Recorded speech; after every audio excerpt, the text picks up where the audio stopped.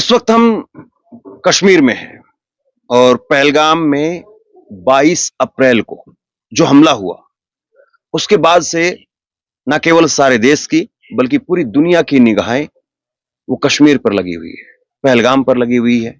सवाल है लोगों के जहन में कि आखिरकार ये कैसे हुआ, क्यों हुआ और अब आगे क्या होगा। लेकिन इस सब के बीच में कश्मीर में ताजा माहौल क्या है, जमीनी हालात क्या है, ये समझना बहुत महत्वपूर्ण हो जाता है। लगातार हम लोग कश्मीर में अलग अलग जगह पर ट्रैवल कर रहे हैं और अलग अलग जिलों में जा रहे हैं, लोगों के बीच में जा रहे हैं, दुकानदारों से बात की है, मजदूरों से बात की है, कश्मीर के किसानों से भी बात की है। और जब इतनी सारी बातचीत हो रही है तो जाहिर सी बात है ट्रैवल एजेंट जो अपने आप में श्रीनगर में, कश्मीर में बहुत अहम हो जाते हैं, क्योंकि कश्मीरियों की इस वक्त में जो जिंदगी में रौनक आई थी उसके पीछे एक बहुत बड़ी वजह है यहाँ के पर्यटन का बढ़ना। एक बहुत बड़ी संख्या में यहाँ पर लोग आना शुरू हुए थे और इसकी वजह से आम कश्मीरी के चेहरे पर एक मुस्कान दिखी, आम कश्मीरी खुशहाल हुआ। जाहिर सी बात है इससे पहले 370 की वजह से कश्मीर एक लंबे वक्त तक डिस्टर्ब रहा और उससे पहले अगर आप और आगे जाएंगे तो आतंकवाद की वजह से कश्मीर ने एक लंबे वक्त तक बुरा दौर देखा है। लेकिन अभी जो कश्मीर में खुशहाली आई उस पर क्या पहलगाम के हमले की वजह से डेंट लग जाएगा? अगर आप कश्मीर में लोगों से बात करेंगे तो आपको एक चीज बिल्कुल साफ तौर पर दिखाई देगी जो हमने महसूस की है। इस वक्त में कश्मीरी पूरी शिद्दत के साथ में सरकार के न केवल साथ खड़ा हुआ है बल्कि सरकार से यह भी कह रहा है कि हमें इस आतंकवाद से मुक्ति दिलाइए। आम कश्मीरी की जुबान पर यह है, आम कश्मीरी की जुबान पर यह बात साफ तौर पर दिखाई दे रही है कि उन आतंकियों ने न केवल हमारे पेट पर लात मारी है, हमारी रोजी रोटी पर लात मारी है, बल्कि पूरे देश में हमें बदनाम कर दिया, पूरे देश में हमको शर्मसार कर दिया। और बहुत बड़ी संख्या में आप कश्मीर के लोगों से अगर आप बात करेंगे तो एक बहुत बड़ी तादाद आपको उन लोगों की दिखाई देगी जो ये कहते हैं कि आज तक हमने कश्मीर में कभी कहीं पर भी इस तरह की घटना नहीं देखने को मिली थी कि इतनी बड़ी तादाद में आम कश्मीरियों को इस तरीके से निशाना बनाया गया। कश्मीर में जाहिर सी बात है आतंकवाद एक लंबे समय तक रहा है और उसकी वजह से कश्मीर के लोगों को नुकसान उठाना पड़ा, देश के लोगों को नुकसान उठाना पड़ा, जान माल का नुकसान हुआ, लोगों का नुकसान हुआ। लेकिन जिस तरीके से एक लंबे वक्त से अब कश्मीर में धीरे धीरे शांति स्थापित हो रही थी, लोगों की जिंदगी पटरी पर लौट रही थी, ऐसे में इस हमले ने क्या वाकई एक बड़ा ब्रेक लगा दिया है या इस हमले के बाद में कश्मीर की राजनीति, कश्मीर में पर्यटन, ये सब एक नए सिरे से परिभाषित होंगे? ये भी एक अपने आप में बड़ा सवाल है।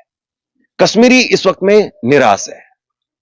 जो देश भर में पहलगाम के हमले को लेकर के गुस्सा दिखाई दे रहा है, पाकिस्तान पर गुस्सा दिखाई दे रहा है, वो गुस्सा आपको कश्मीरियों में भी दिखाई देगा। उसी तरह की नाराजगी है, उसी तरह का गुस्सा है और कश्मीरी भी अब इस हमले के बाद में परमानेंट सॉल्यूशन की बात करने लगे हैं। कश्मीरी ये कह रहे हैं कि हम परेशान हो गए हैं, वाकई हम बहुत परेशान हो गए हैं और हम चाहते हैं कि कोई परमानेंट सॉल्यूशन हो। अब सवाल यही है कि परमानेंट सॉल्यूशन क्या होगा और अगर परमानेंट सॉल्यूशन कुछ होता है, सरकार उस दिशा में आगे कदम बढ़ाती है, तो कश्मीरी उसमें किस तरीके से रोल पार्टिसिपेट करेंगे, यह अपने आप में एक सवाल है।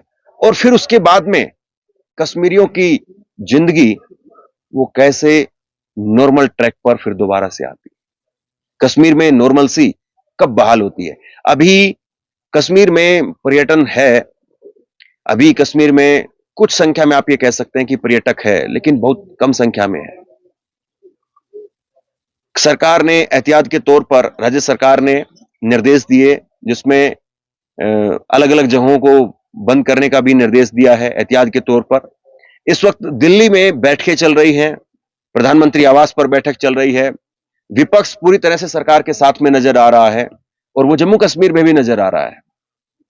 लेकिन सबसे बड़ा सवाल यही है कि क्या सर्वदलीय बैठक बुलाई जाएगी? क्या देश की संसद से एक आवाज में सारी पार्टियां वो एक होकर के कश्मीर के लिए आवाज उठाएंगी? कश्मीर की बहाली कश्मीर को किस तरीके से खुशहाल किया जाए, या कश्मीर पर जिस तरीके से एक ये डेंट लगाने की कोशिश हुई है, कश्मीर को बदनाम करने की कोशिश हुई है, कश्मीर में पर्यटकों को निशाना बनाया गया है, इससे कैसे उभरा जाए? क्या इस पर बात होगी? बात अगर जम्मू कश्मीर की करें तो यहां पर उमर अब्दुल्ला ने जरूर विधानसभा का सत्र बुलाया, अपने आप से बुलाया और उसमें माफी मांगने का काम किया, लोगों की सिक्योरिटी को लेकर के अपनी भावनाएं जाहिर की।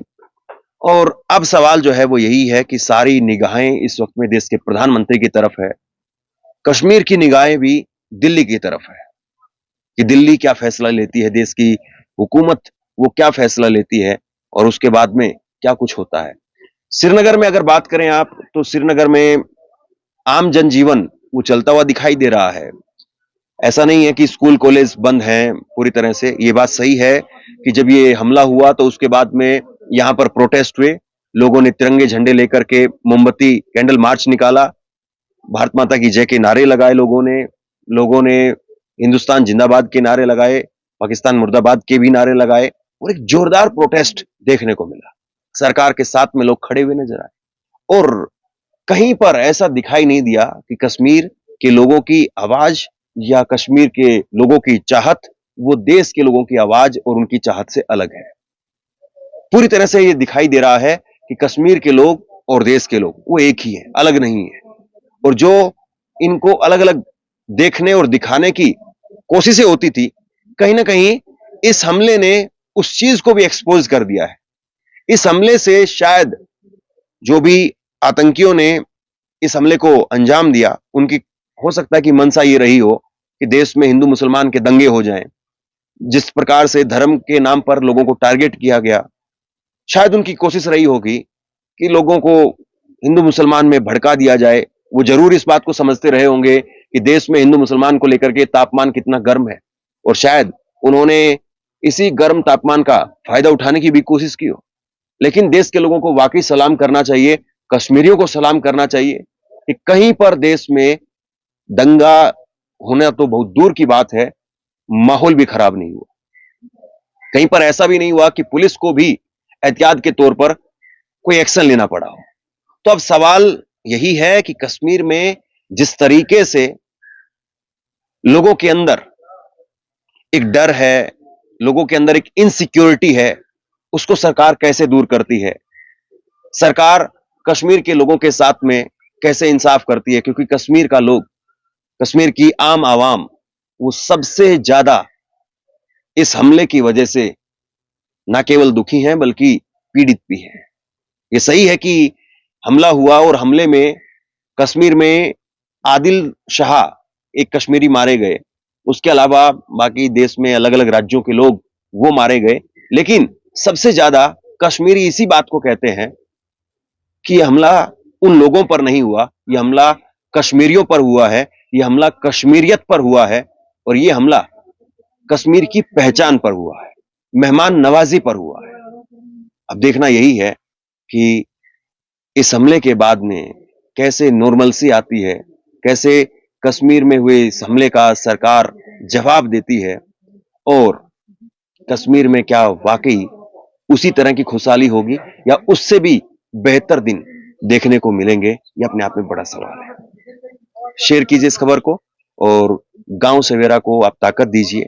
गांव सवेरा यूट्यूब चैनल पर आप सब्सक्राइब कीजिए, फेसबुक पर गांव सवेरा का पेज लाइक कीजिए और ट्विटर एक्स पर गांव सवेरा को फॉलो कीजिए। धन्यवाद।